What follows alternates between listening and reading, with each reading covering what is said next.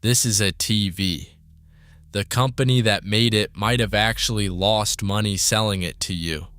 I am going to show you exactly why they were fine with that and where the real profit shows up instead. Here's the fast version.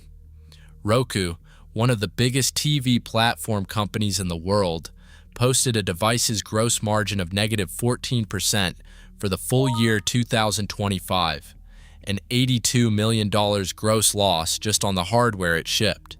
That same year, its platform segment, the software and advertising side of the business, pulled in $4.145 billion in revenue at a 52% gross margin. Roku has said this plainly in its own words. The company purposefully maintains negative margins to accelerate household acquisition. Losing money on the TV, in other words, isn't a mistake. It's the entire strategy. My take on that number is simple. Roku isn't a hardware company that happens to sell some ads on the side. It's an ad company that gives away hardware, and that negative 14% devices margin reads about as close to a written confession as you'll ever find sitting inside a company's own filings. None of this is new either, and someone at Vizio said the quiet part out loud years before Roku's numbers ever confirmed it. Back in January of 2019, Vizio's own Chief Technology Officer, Bill Baxter, put it bluntly in an interview with The Verge. This is a cutthroat industry. It is a 6% margin industry. The greater strategy is I really do not need to make money off of the TV. I need to cover my cost. He went further, spelling out exactly what the real plan looked like. It is not just about data collection. It is about post-purchase monetization of the TV.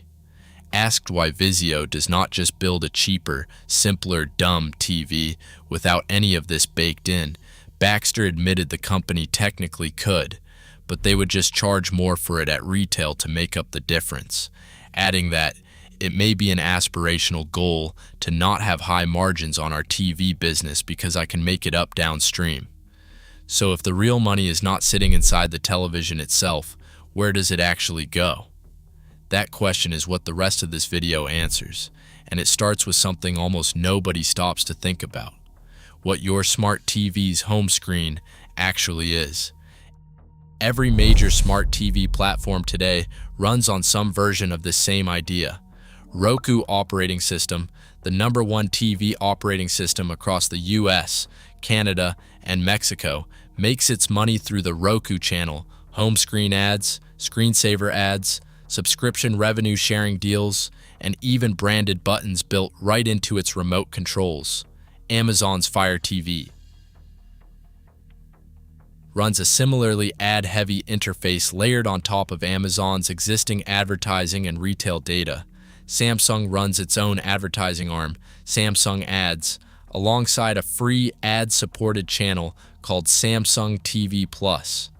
LG built its own version too, LG Ads, woven into its WebOS platform, which now sits on an installed base of roughly 260 million devices. Vizio has SmartCast and Vizio Ads running its Watch Free Plus service, though Vizio itself isn't really an independent company anymore, which we'll get to shortly. Roku's own regulatory filings spell out exactly what's for sale on that home screen: native display ads on the Roku home screen or a screensaver, and separately, the sale of branded app buttons on remote controls. Streaming services want to be the very first thing you see the moment you turn the TV on, and companies like Roku charge accordingly for that privilege. If you're finding this useful, hit like and subscribe. It genuinely helps a channel like this reach more people, and there's plenty more of these breakdowns coming.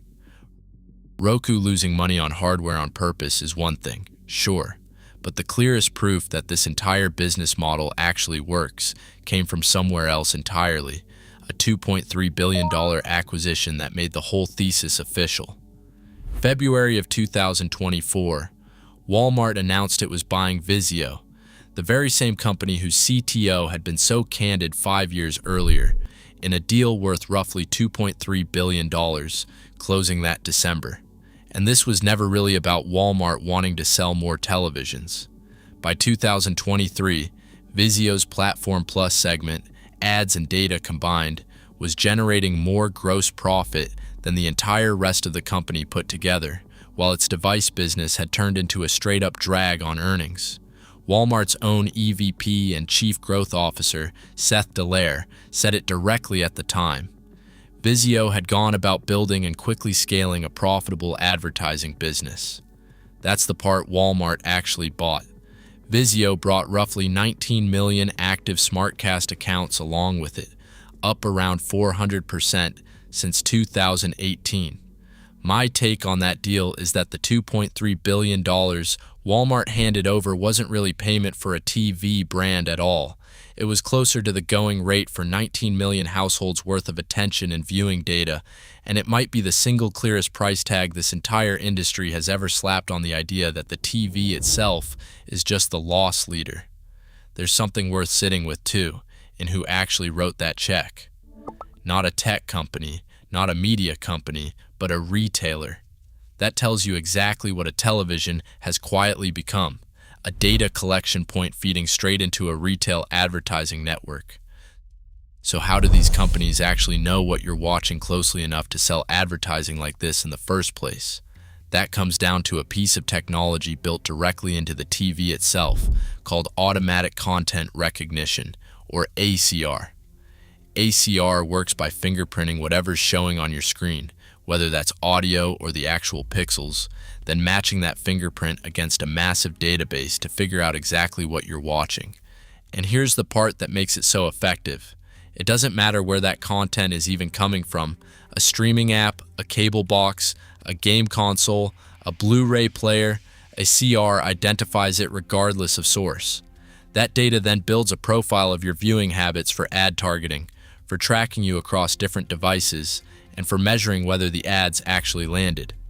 Samsung's own support documentation confirms this outright, stating the feature captures smart TV viewing history, such as programs viewed and the amount of time spent watching them.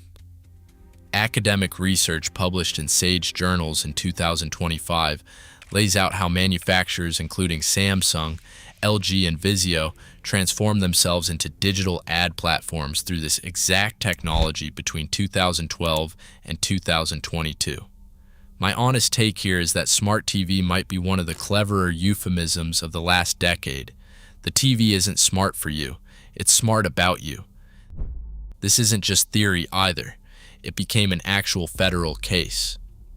February of 2017, the FTC and the state of New Jersey settled with Vizio for $2.2 million after finding the company had been collecting viewing histories from 11 million television sets without consent, building profiles loaded with details like sex, age, income, marital status, household size, education, and home ownership, then selling that information to outside companies. Vizio was capturing up to 100 billion data points every single day from more than 10 million of its televisions, according to the FTC's own complaint, and storing that data indefinitely. The FTC's conclusion landed bluntly. Consumers have no reason to expect second-by-second tracking. Here's my honest opinion on that one.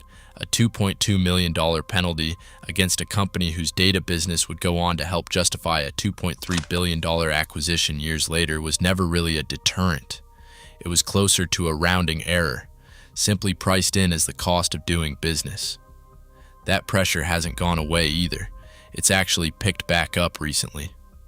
Texas Attorney General Ken Paxton pursued legal action through 2025 and into 2026 against several smart TV manufacturers over this exact kind of data collection, including Sony, Samsung, LG, TCL, and Hisense, reaching agreements with Samsung and LG while securing a restraining order against Hisense in December of 2025.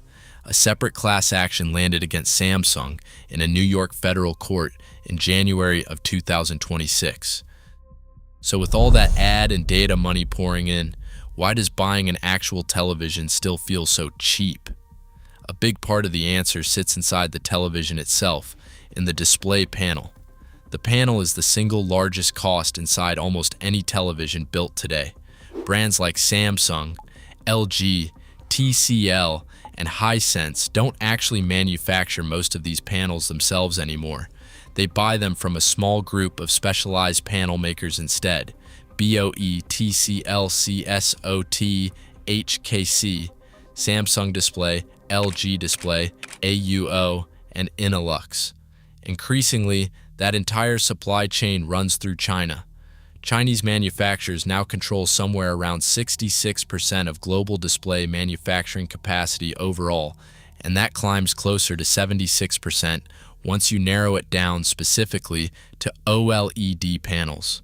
LG Display has actually exited the LCD panel business entirely, selling its factory in Guangzhou to TCL CSOT for roughly $1.5 billion. That scale advantage is exactly what lets value-focused brands like TCL and Hisense pack in premium features, mini LED displays, high brightness ratings, while still undercutting Samsung and LG on price. Industry analysts at Omdia have said plainly that these Chinese brands are prioritizing market share and brand visibility over profitability, even in the premium segment above $1,000. My take on why nobody really sells a genuinely dumb, fully ad-free premium television anymore has nothing to do with the technology itself. It's that the advertising model has become load-bearing for the industry's entire pricing structure. Pull that piece out, and prices across the board would likely have to climb to compensate.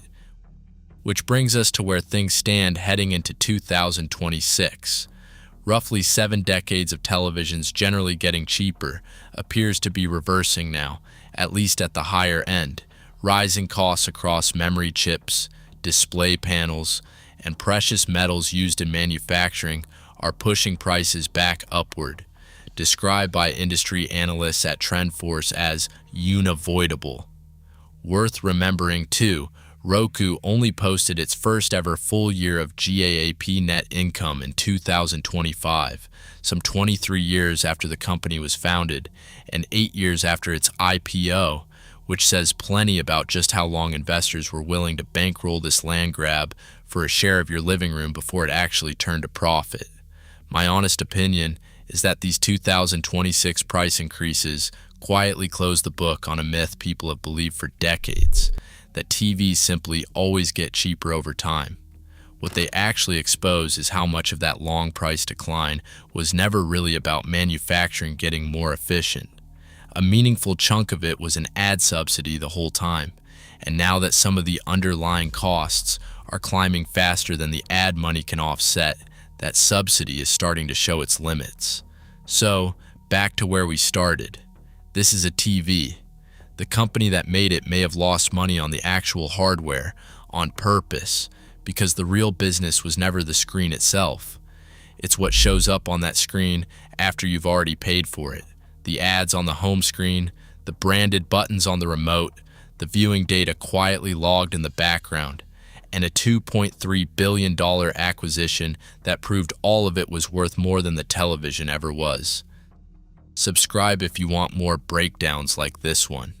And if you are curious how chips brands actually make their billions, that video is right here. Go watch it.